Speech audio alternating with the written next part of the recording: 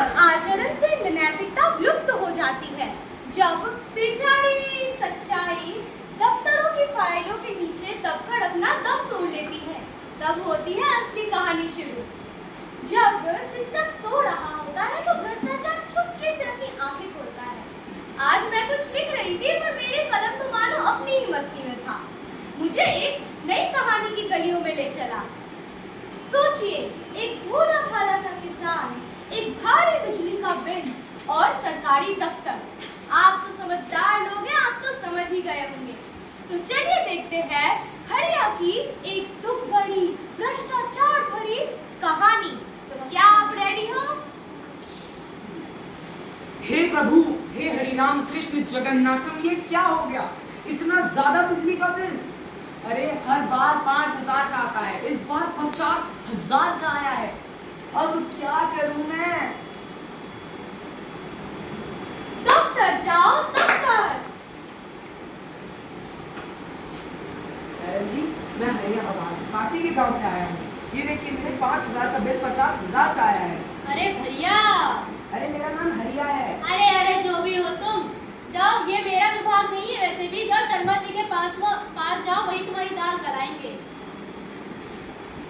साहब, मैं हरिया हूँ, यही पास के गांव से आया हूँ। ये देखिए, मेरे 5,000 का बिल 50,000 का आया है। हाँ, वो सब मैं देख लूंगा, लेकिन अभी मेरे खाने का समय हो रहा है, तो बाद में आइए। साहब, लेकिन अभी सिर्फ 9:30 हो रहे हैं। अरे देखिए साहब, मैं तो एक ईमानदारी व्यक्ति ही हूँ, लेकिन इस कंप्यूटर को देखिए बार बार हैंग हो जाता है। सरकार ने सस्ता दिलवा दिया। साहब, मगर अरे मैं तो कहता हूँ ये पूरी व्यवस्था ही भ्रष्ट है। मैं तो बस बह रहा हूँ इस बात में। आप जाइए बेड नंबर 3 के पास। मैडम जी, मैं हरिया नहीं सरिया नहीं हरिया। अरे हरिया भरिया से जो भी हो, तुम्हें दिखता नहीं है मैं अपने काम में कितनी डूबी हुई हूँ। मैं क्लर्क हूँ, चपरासी नहीं जो सारे काम मैं ही करती हूँ। तुम्हारी फाइल अभी बड़े साहब के पास है, मैं हाथ रख के नहीं बैठी हूँ। आगे जाओ।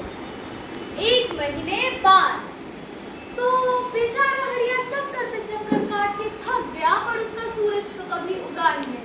बेचारा आया तो था अपना बिजली का बिल ठीक करवाने, पर शायद वो आज एक संसार का कड़वा सच जानकर जाने वाला है।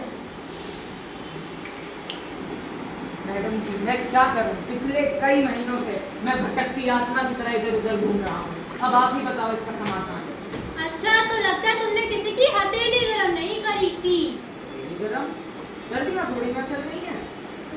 मतलब कि तुमने लगता है किसी की जेब गरम नहीं करी। जेब गरम? यहाँ भी ये सब चलता है? अरे भाई, यही तो ये सब चलता है। सही बात है, सही बात है। 45,000 को बचाने के लिए 1,500 तो खर्च कर ही सकता हूँ।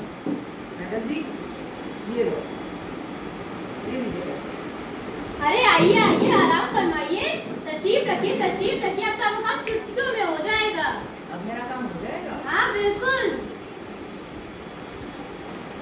देखिए, आधा काम तो मैंने आपका कर दिया है। बाकी आप शर्मा जी के पास जाना, वहाँ से रसीद कटवा कर ईशानी जी के पास जाके कह देना कि क्लर्क नंबर 1 ने भेजा है, वो आपका काम जरूर कर देंगे।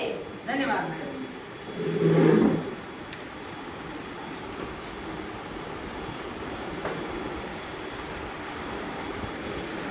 जब अधर्म धर्म का रूप धारण कर लेती है तो लोग अधर्म को ही नीति समझने लगते हैं और इस समाज के लोगों की दृष्टि धुंधली हो जाती है। अब बेचारा हरिया, वो तो एक नामामूली किसान ही था, पर वो इस सिस्टम के नीचे दब गया। या फिर हम ये कह सकते हैं कि उसने अपना जमीर बेचकर इस सिस्टम का ही हिस्सा बन गया। पर क्या ये गलती इस सिस्टम की थी या फिर ये गलती उस हरी पत्ती देने वाले हाथों की थी? ये सोचना आपका काम है। ये कहानी अभी खत्म नहीं हुई है, ये कहानी का पहला